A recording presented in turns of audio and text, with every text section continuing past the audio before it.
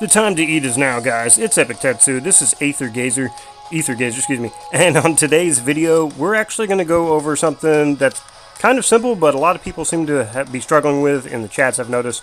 So today, we are actually going to go over Sigils. So if you go into Sigils on your character, and we're just going to use Tsukuyomi here, you're going to see that we have 6 Sigils. Now if you go to change, you're going to see recommended Sigils. And you're going to notice there's an order. 1, 2, 3, 4, 5, 6. Now, there is a huge importance to order here. And the importance of that order is damage type and resource type. So, your damage type is going to be on 1, 3, and 5. While the resource type is on 2, 4, and 6. Now, the reason this is so important is because when you have certain sigils in certain spots, you're going to have a greater effect from your attack modifiers and whatnot. Now, when it comes to your skill effects, you'll also see that these have skill effects on them.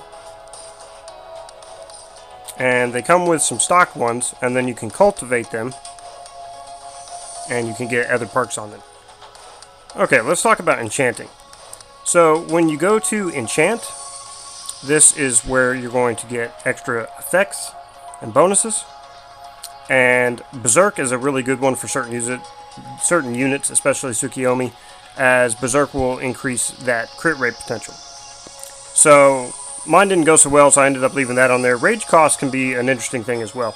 We'll get into more of that in some other video maybe. So when you go into Reconstruct, you don't want to reconstruct anything unless it's like a 5-star sigil that's in the right place. And you'll see here that this is a Shino modifier, and the sigil stats increase 20% when equipped by this modifier. So let's go back to the sigils. And you'll see up here that these stats have a plus 25 and a plus 288 next to them. And you'll see that it's got the Shino modifier. If you're unsure about the modifier type, always remember over here to the right, you can see that little icon. You can actually click on this icon, and that is going to show you the sigil types.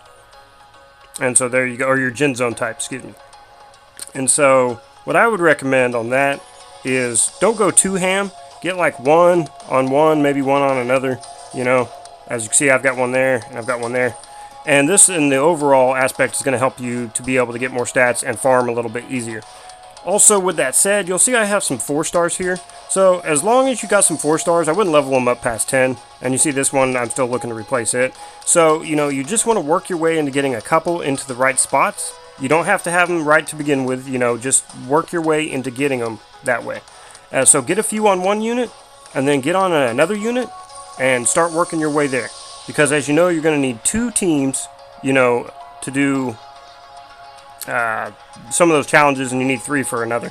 So just start working on those characters, and that's pretty much going to do it for sigil types. Guys, remember to be well, be epic, take care.